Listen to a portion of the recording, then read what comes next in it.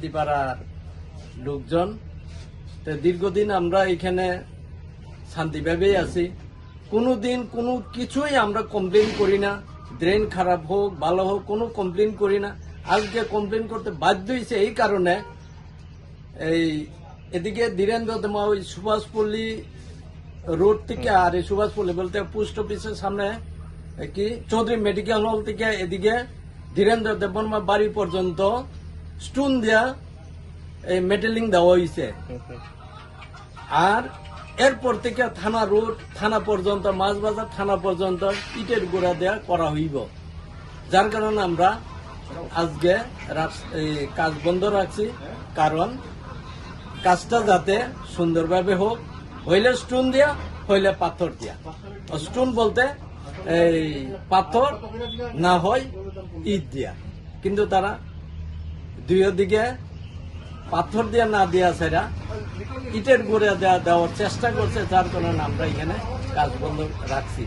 এটার কারণ হয়েছে 2 দিন পরেই ইটের গুঁড়ে যখন মেটেলিং দেওয়া হয়, তখন বড় বড় গাড়ি যখন যাইব, বিজুরও দেওয়া যাবে, যখন বড় বড় গাড়ি যাইব, তখন 2 দিন পরে গর্ত মর্ত হয়ে আছে, এটা আমরা চলার অযোগ্য হয়ে যাবে। যার কারণে আমরা আজকে এই কাজটারে একটু বন্ধ রাখছি। আচ্ছা, এখানে দপ্তরের লোকের কোনো কথা হয়েছে?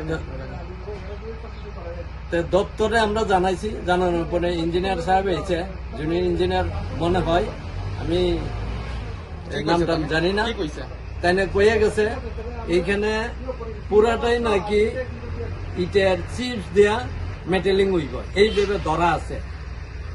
আর এদিকে পার্সোনাল ইট আছে আর স্টোন আছে দেখা, তাই না কন্ট্রাক্টর হইতে এটা লাগাইছে, এইভাবে কয়ে গেছে। তা আমরার বক্তব্যে সামনে যখন স্টোন দিয়া লাগানো হয়েছে, এদিকে এই থানা রোড অব্দি স্টোন দিয়ে লাগানো হোক। তো ইঞ্জিনিয়ার এই কথাই কইয়া গেছে যে আমরা তাইনে এক্সিকিউটিভ ইঞ্জিনিয়ারের সাথে কথা কইব, কথা কইয়া সেটা এই স্টোন দেওয়া যায় কিনা এটা চেষ্টা করব, এইভাবে তাইনে আমরা কথা দিয়া গেছে। আচ্ছা, রাস্তার কাজ চলাকালীন বা দেখলাম যে নো এন্ট্রি বোর্ড রয়েছে, কিন্তু তারপরেও সত্ত্বেও এদিকে দিয়ে অত বারে বারে কন্টিনিউ গাড়ি চলাফেরা করতেছে, এটা কিভাবে দেখছেন আপনারা? নো এন্ট্রি বোর্ড থাকার পরেও যে এদিকে এই বিরামহীন ভেহিকেল যায়, এটা তো আমার কাছে খুবই খারাপ লাগে। এটা তো ন্যাশনাল হাইওয়েও না, সারি রাস্তা। তবে আমার মনে হয় এটা শর্টকাট রাস্তা থেকে, আমবাসা তো কুলাই শর্টকাট রাস্তা থেকে হয়তো এদিক দিয়েই বেশি ভেহিকেল চলাচল করে।